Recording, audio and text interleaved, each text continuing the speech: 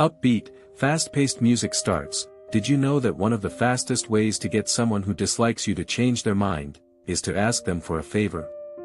I know. It sounds completely backward. Your gut tells you to be extra nice, to do them favors, to buy them coffee. But psychology says, you're doing it wrong. And it all goes back to one of America's founding fathers and a very clever trick he pulled. The man himself, Benjamin Franklin, had a rival in the Pennsylvania legislature who absolutely couldn't stand him. Instead of trying to win him over with kindness, Franklin did something brilliant. He heard his rival owned a very rare book. So, he wrote a polite note asking if he could borrow it for a few days. The rival, surprised but flattered, sent the book over. Franklin sent it back a week later with a thank you note. The next time they met, the rival spoke to Franklin for the first time, and Franklin wrote in his autobiography, "He ever after manifested a readiness to serve me on all occasions." So what magical, brain-hacking force was at play here? It's a powerful psychological principle called cognitive dissonance. This is a term coined by psychologist Leon Festinger, and it's the mental discomfort we feel when we hold two or more contradictory beliefs, ideas, or values, or when our actions contradict our beliefs. Our brains hate this feeling. It's like trying to listen to two different songs at the same time, it's just noise and chaos.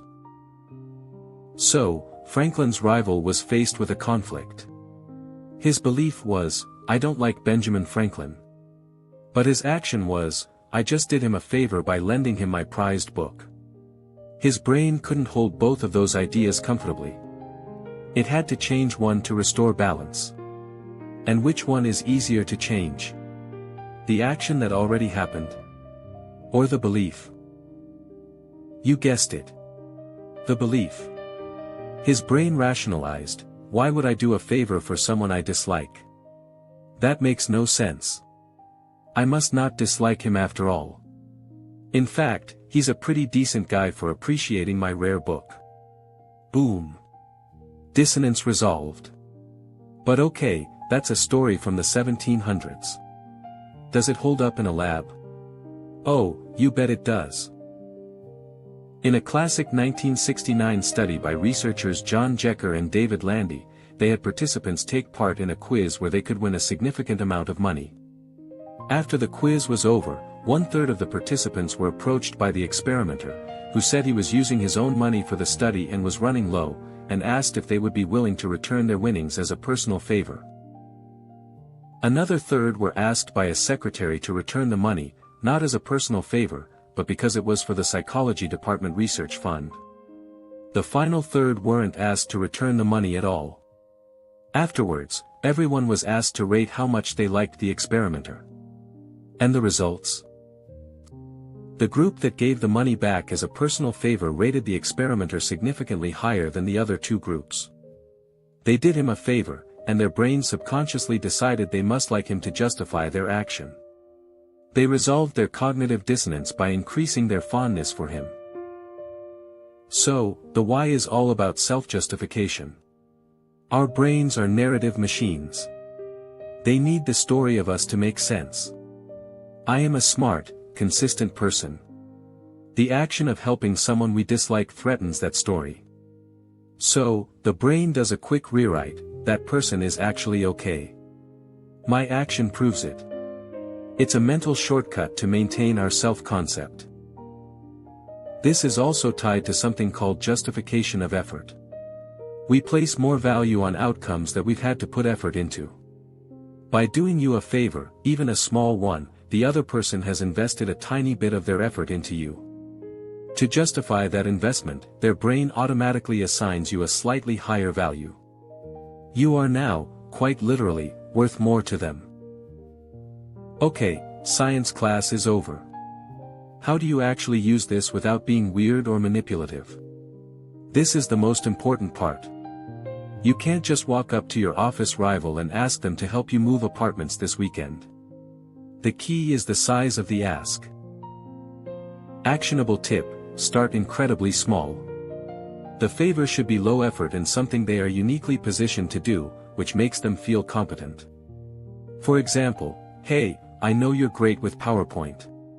Could you take a 10-second look at this slide? The alignment feels off to me." Or, "Could I borrow your pen for a second? I can't find mine."